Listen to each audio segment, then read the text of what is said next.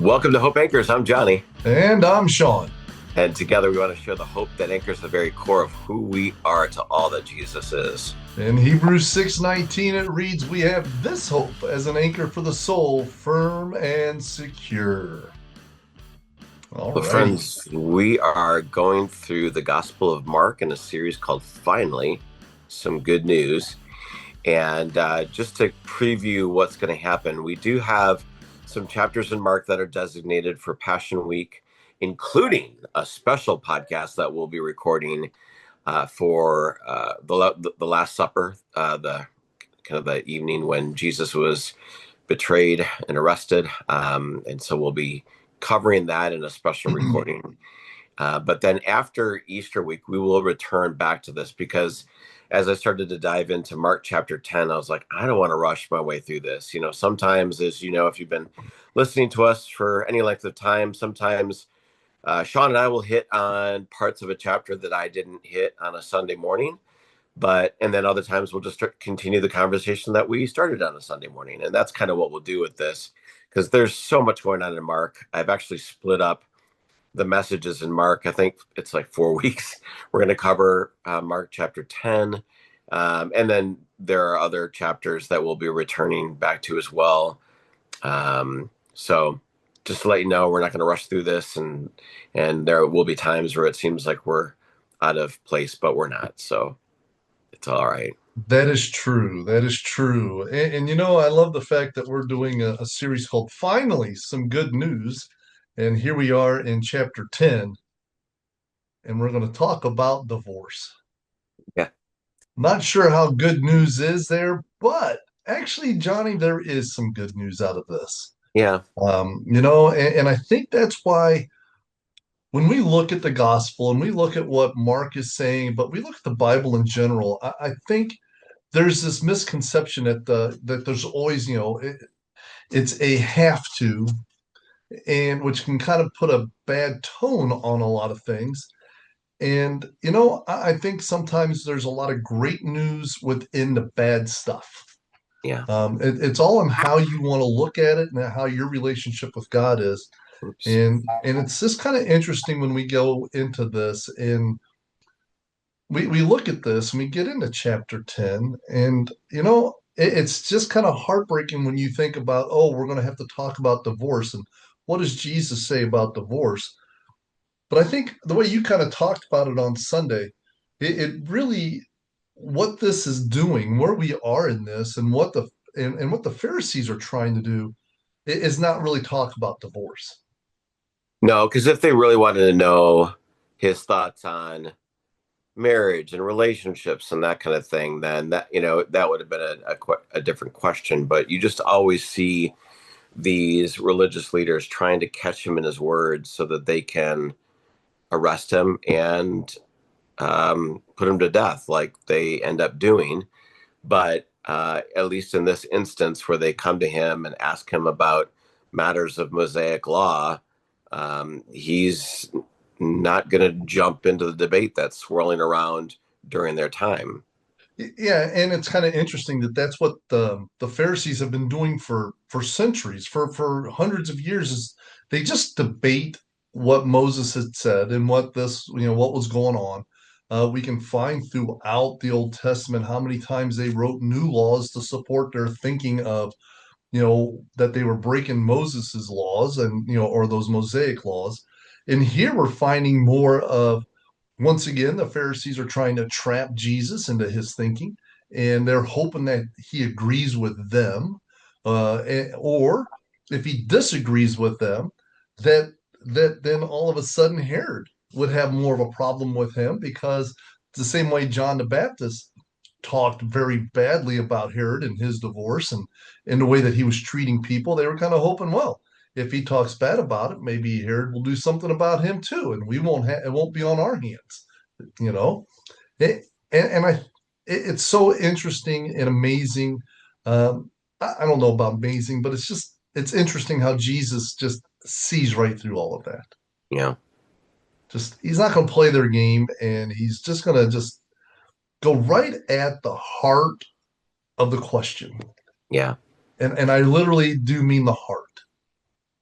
Well, yeah. So what was happening in Jesus' day is that there was a debate swirling around Deuteronomy chapter 24 and in a sense, permissions that Moses was giving them because of their hard heartedness, as Jesus says. But um, and there were three different schools of thought. It's almost like three different denominations within Judaism, and one was saying, well, what's meant here, what Moses had wrote here was um, that the only reason that you should write your wife a certificate of divorce is if you found some uncleanness in her, which meant that if she maybe wasn't a virgin when they got married, that he could write her a certificate of divorce. There was another one that said, another rabbi that was saying, no, I mean, if it's, if she burns your steak, I'm using a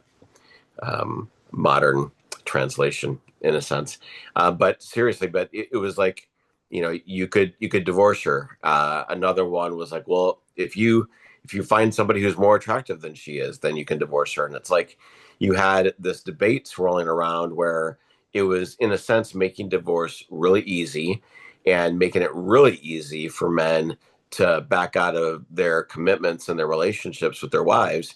And Jesus was, taking them straight back and saying, listen, it was only because of your hard-heartedness that Moses permitted this.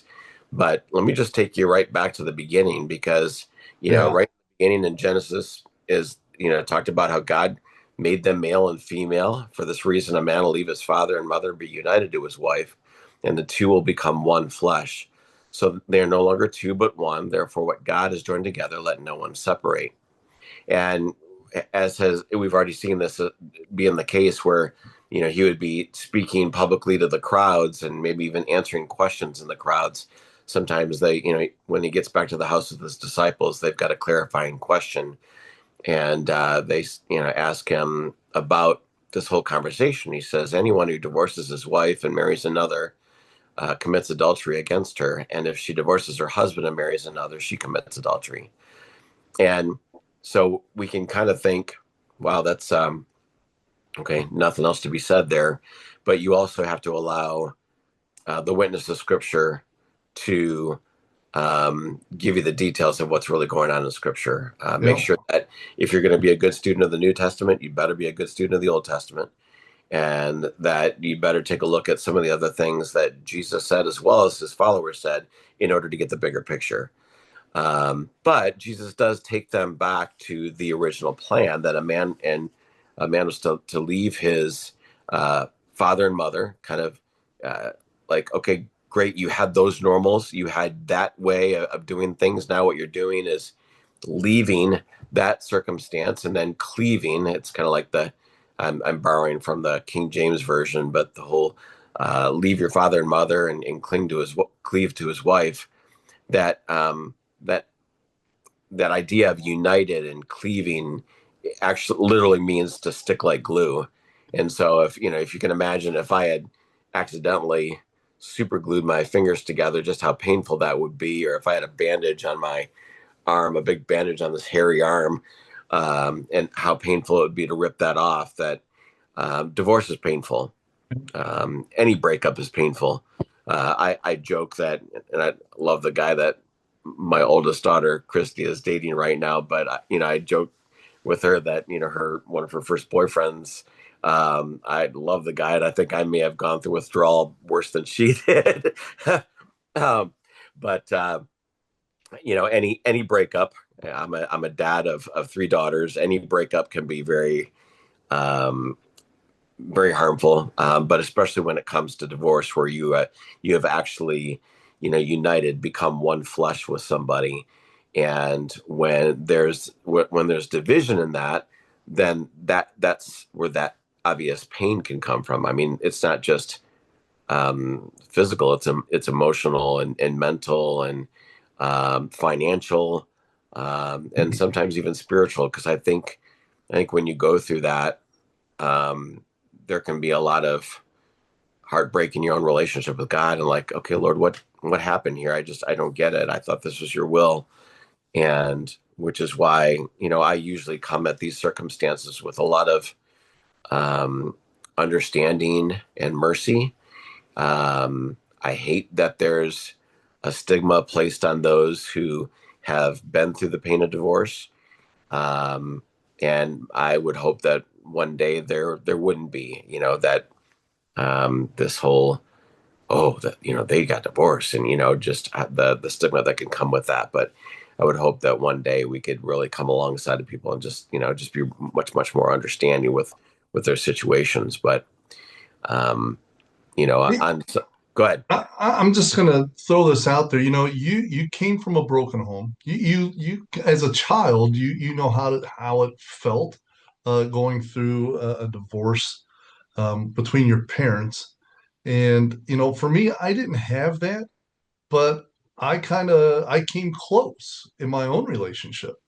And and I guess the thing is, when we talk about these things and where Jesus was going with this is from the beginning, before the marriage even gets there. What relationship are you having? What's your relationship, one, with God, and two, what's your relationship with each other? And I know you really talk harsh. I mean, you talk a lot, and how much you and Michelle are best friends, and that you were best friends long before you decided to marry her.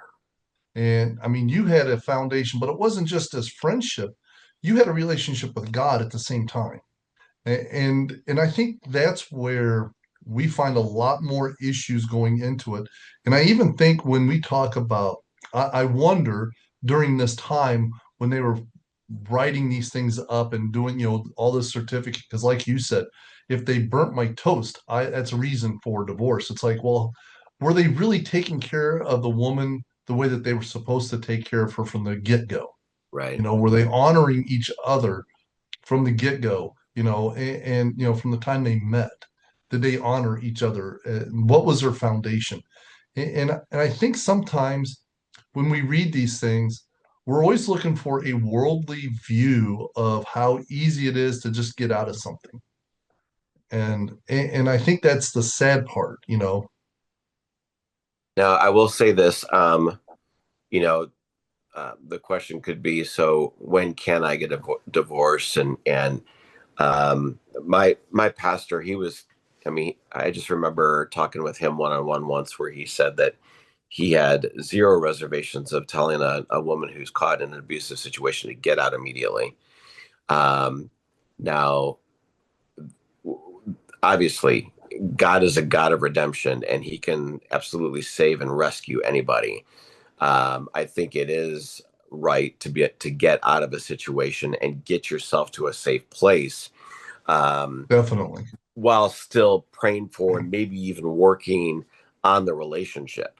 Um, for whatever reason, whether it's a guy who's caught up in pornography and is working himself out of that, or alcohol situations, drug situations, abusive situations. I have personally seen God do such a miraculous work on people's lives where that hard heartedness has turned into soft heartedness, where they are a brand new person. And maybe there are still things that they need to work on. I obviously, if you struggle with alcohol abuse or drug abuse, that can always be a temptation. Pornography can always be a temptation. Or lust can always be a temptation. But it's like, you can work, with God's help and with His Spirit, work through any of those and end up coming out of the other side of, a really hard time in your marriage relationship, and actually come through and find yourself to be in a much stronger place than than before. Um, that being said, we do have many friends and family members where they have gone through a divorce, and what's the counsel for them. And I think what the reason why Jesus ends up taking us back to the original plan was that, so let me lay the foundation, because this is how things were supposed to be, that you were going to 100% put yourself into this relationship. It was interesting because as I was reading the Deuteronomy passage, there's a favorite passage of mine right after that that talks about how a man should not go off to war for the first year of his marriage, but he should stay home and learn how to bring joy to his wife. And that's the ideal, is that you're learning. Like I always tell couples that Michelle and I get a chance to do premarital counseling, or actually have a chance to, an opportunity to marry them, to be students of relationships in general, and then be students of each other specifically. Because it's always good to learn more about, your wife, your husband's personality, and how to communicate in a way that they're going to hear things well. And maybe you've heard of the whole idea of love languages, that we hear, I love you in different ways. It could be verbally, it could be through gifts or physical touch and that kind of thing.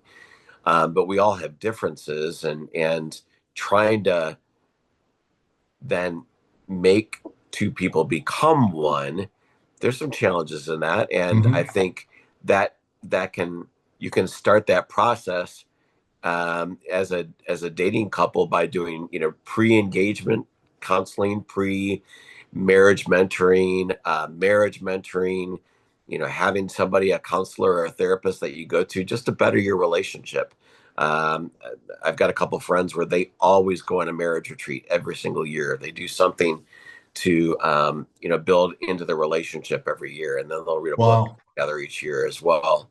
So that's I believe that that's why Jesus ended up taking them back to that original conversation. He was like, listen, you're wanting permission to be able to flippantly divorce your wives and cast them aside without any protections of them.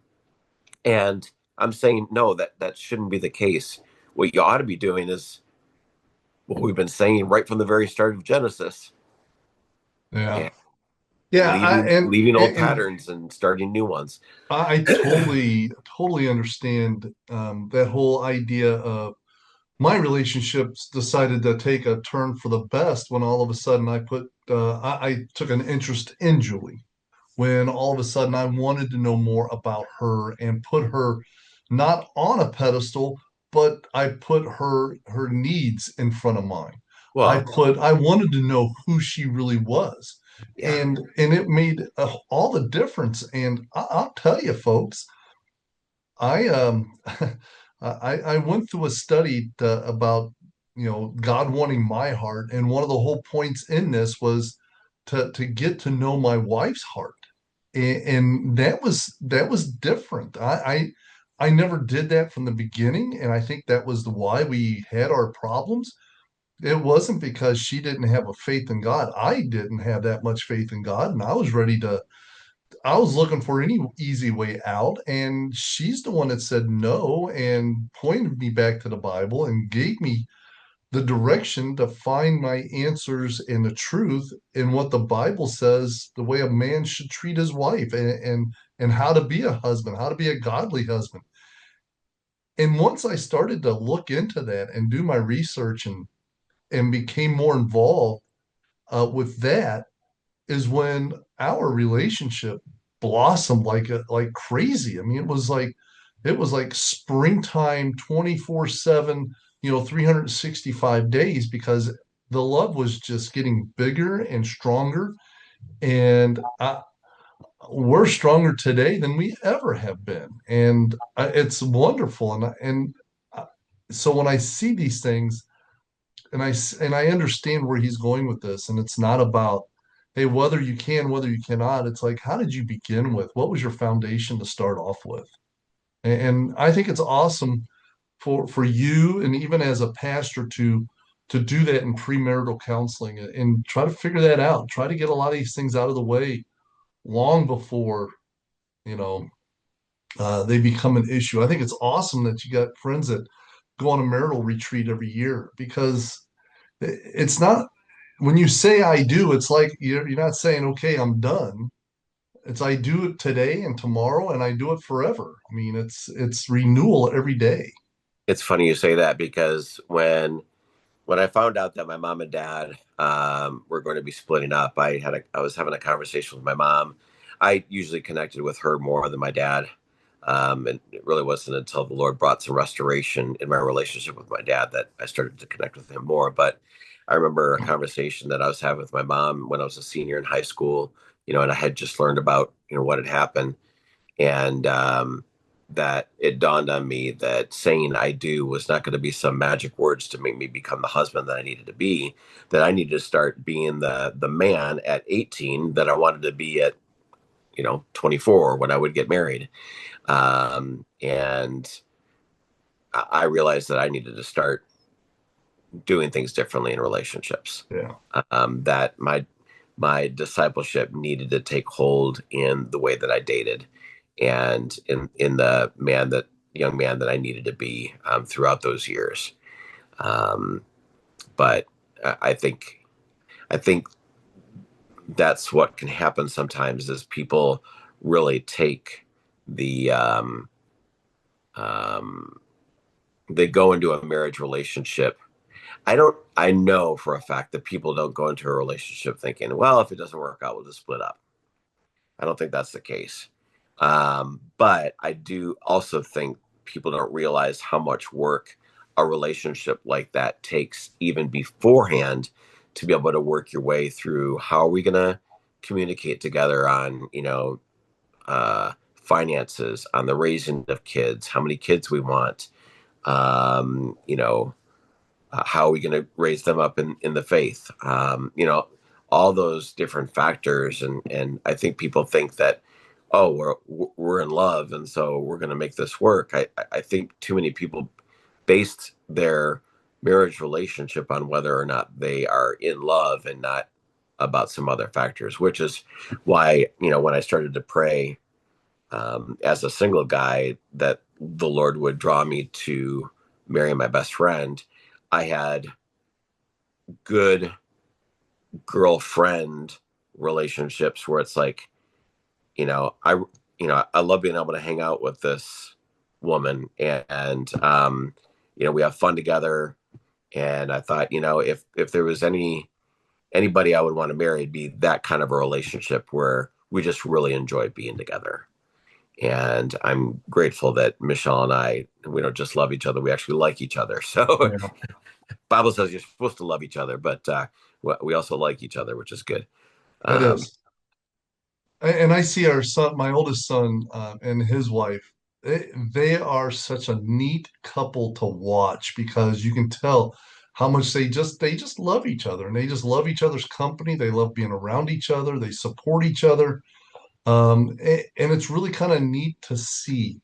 And I'd like to say that my wife did a great job with them, and it's awesome to watch a young couple that are just that way. And I do see some couples that are when they're together, it's like they're together. And it's not something that's fake. It's not it's not a show that they're putting on in front of other people. They just genuinely love and enjoy being around each other. Just the way they laugh and it's fun. It's really kind of cool to see. And you see these things when you see it, it's beautiful, and you know that that's the relationship that Jesus is talking about here. If you've taken care of this and you have that foundation, you'll never get to this point. And even if you get to that brink, you have your foundation to where you're going to get through the storms. You're going to have some rough patches, and I think that's why we have God to rely on and to trust. But I and no, Johnny, I don't think people go into a marriage with one foot already out the door. But I think there's people that when they start seeing the trouble that's happening, their hands on the doorknob going, do I really want to deal with this? yeah, You know, which it's sad in itself because they've got their hand on their door instead of on a Bible that might help them find some answers. yeah. Um, I do but want to say this at this point that because I know that if you're going through this, you can feel like you're alone. Maybe even if you do have a church fellowship, you still might be feeling like you're facing this alone. But if you ever wanted to reach out to us, even if it's just simply to have us pray for you, you can go to hopeanchors154@gmail.com. And we would love to connect with you and pray with you. We are located in Indianapolis, Indiana, but it's been kind of amazing to see how many people around the world are actually downloading this podcast and listening. But we do want to just continue to be a source of hope for you, even if you're going through some kind of struggle in your relationships. Yeah, that's the truth, Johnny. And and who knows? Because what God's been doing with this podcast and where He sends it out to is beyond my understanding, which that's fine. It's not for me to understand. But folks, truly, if you have any questions, comments, or concerns, you can always reach out to us in that way. Or even when you download the podcast or whatever, there's even on our things where you can leave a comment there. We'll be more than happy to talk to you and to see whatever you need us to do. So by all means, reach out to us. Yeah. So, and this is not going to be the only time we're going to talk about chapter 10. We're going to lead a lot of ways into talking about other things going on. I know next Sunday I'll be actually delivering the message for the first 12 verses of chapter 12, because when we're going to talk about chapter 11 over Palm Sunday, so which I'm really looking forward to.